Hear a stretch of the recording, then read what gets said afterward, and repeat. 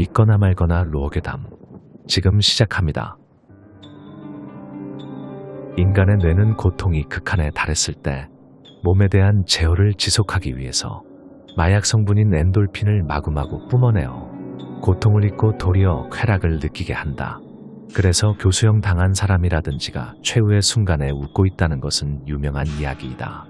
한편 메릴랜드 대학의 연구 결과에 의하면 극한의 고통에서 실신했던 많은 사람이 구조된 후에 스스로 목숨을 끊는 경우가 그렇게 많다고 한다.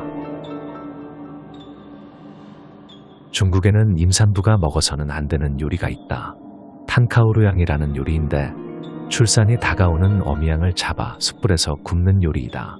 어미양이 구워지면 배를 갈라 새끼를 꺼내 먹는 요리이다. 이 요리를 먹은 임산부는 유산을 하게 되는데 꿈에서 양이탈을 쓴 의사가 나타나 임산부의 배를 갈라 태아를 씹어먹는다고 한다. 1998년 영국 민가의 창고로부터 400년 정도 전의 것이라고 추정되는 설계도가 발견되었다. 자동달력이라는 제목을 가진 그 설계도에는 기괴한 형태를 한 부품의 치수와 그 조립 방법이 기록되고 있었다. 어떤 엔지니어가 그 설계도를 기초로 장치의 복원을 실시하자 서기와 일자를 표시하는 기계가 완성되었다. 그러나 이 장치에는 기묘한 결점이 있었다. 2050년을 경과한 시점에서 톱니바퀴가 서로 맞물리지 않게 되어 장치가 표시를 멈추어 버리는 것이다. 뉴욕의 밀라노라고 하는 레스토랑에는 언제나 갑자기 나타나 손님들에게 들은 적도 없는 듯한 이상한 이야기를 말해주는 명물남이 있었다. 그가 모습을 보이지 않게 되고 나자 단골들은 그 유쾌한 친구에 대해 이야기를 하기 시작했다. 하지만 그들은 그동안 들어왔던 남자의 이야기의 내용은커녕 그 얼굴조차 생각해낼 수 없었다고 한다. 어느 날 일본의 유명 커뮤니티에 로어 모음글을 올리던 네티즌이 나타났는데 그가 이야기한 로어는 아무도 이전에 들어본 적이 없는 기상천외한 것이었다. 다들 그 이야기를 경청했지만 스스로 자신의 신변에 이상한 일이 일어난다고 하던 그는 어느 날 갑자기 사라져버렸다. 네티즌들의 신고로 경찰이 그가 주로 핸드폰으로 스레드를 올린다는 것을 알아내고 핸드폰 위치 추적을 한 결과 도쿄 시부야구 이노카즈라 거리 부근에서 최종적으로 스레드를 올린 것을 알아내고 찾아갔으나 그곳은 평범한 도로 한가운데 어느 맨홀 뚜껑 바로 위 위치였다. 1960년대 한국에서 아버지와 아들이 등산을 하다가 갑자기 주위가 환해지면서 조선시대의 시장골목이 나왔다. 어리둥절하던 그들은 어느 집 앞을 지나쳐갔는데 흰도포를 걸친 노인들이 자신들을 보고 이리 오라는 듯 손을 흔들었지만 그들은 너무 무서워서 지나쳐갔다고 한다. 다시 한참 길을 걷다 보니 아버지와 아들은 산의 입구에 있었다고 한다. 어느 시골 마을에 있는 귤나무에는 약 30년 전에 한 번쯤 분홍색의 귤이 열린다고 한다. 마을 사람들은 그 귤을 불길함의 상징으로 여기고 분홍색 귤을 한 곳에 모아서 태워버린다. 그 귤이 태워진 자리에서는 유난히 예쁜 꽃이 피어나곤 했는데 매번 피어나는 꽃의 모양은 달랐지만 누가 칠해놓은 듯한 선명한 분홍빛깔은 똑같았다고 한다. 지금은 도쿄에만 있지 않고 다른 도시에도 무리지어 생활하는 까마귀들. 하루라도 보이지 않는 날이 없다. 하지만 그들의 시체를 본 적이 있는가? 어느 사람은 야생동물은 죽음을 맞이하면 물리적으로 소멸할 확률이 높다고 한다. 그러나 단순한 추측일 뿐 정확한 해명은 되지 않았다. 어떤 호수에 한때 익사자가 다수 나왔던 적이 있다.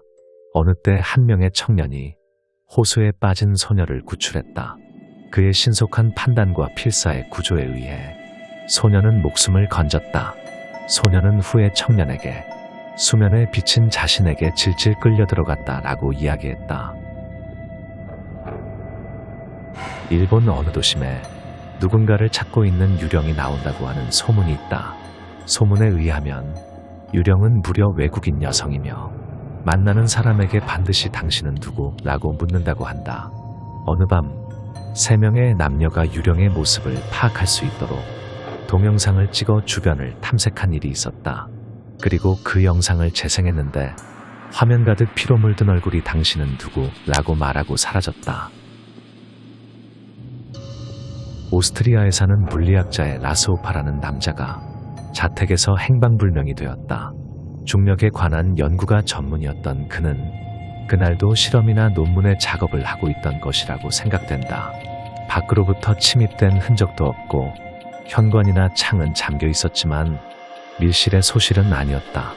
무엇인가가 뚫었다고 생각되는 사람 크기의 구멍이 천장에 있었기 때문이다. 1962년 캔자스주의 알버트 존은 치매의 모친을 살해한 혐의로 체포되었다. 그중 이상했던 것은 존 자신의 손에 의해서 심어진 여러 개의 흰 카네이션 중에서 어머니를 묻은 장소에만 진한 붉은색의 카네이션이 피어 있었다고 한다. 시즈오카에 사는 여성은 근처의 공원에서 기르던 개를 놓쳐버렸지만 수시간 후에 무사히 잡을 수 있었다. 며칠 후 여성이 다시 그 공원을 산책하고 있던 중 덤불 속에서부터 야윈 개 한 마리가 튀어나왔다. 여성은 놀랐다.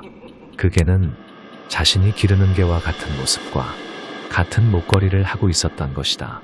지금 데리고 있는 개와 방금 마주친 개 중 어느 쪽이 진짜 애견인 것일까? 선천적으로 맹인인 대신에 사람의 감정을 한 색으로 파악해 시각을 보충하는 소녀가 있었다. 위험하게 되지 않도록 소녀는 귀하게 자랐지만 후년 친구가 부모님에 대해 물어보니 옛날이나 지금이나 부모님은 차가운 검은색밖에 바라지 않는다라고 말했다. 영국의 어떤 마을에 절대로 실패를 하지 않는 남자가 있었다. 뭔가의 문제가 일어날 때마다 그는 완벽한 해결을 하며 주위의 사람들은 그에게 절대적인 믿음을 가지고 있었다. 어느 날 그의 아내가 왜 실패를 하지 않는 것인지 물으면 나에게 있어서 오늘은 네 번째 오늘이야 라고 대답했다고 한다. 2년 후 그는 젊은 나이에 죽어버렸다. 향년 24세의 그의 사이는 노쇠였다. 오늘을 여러 번 산 것의 대가일까?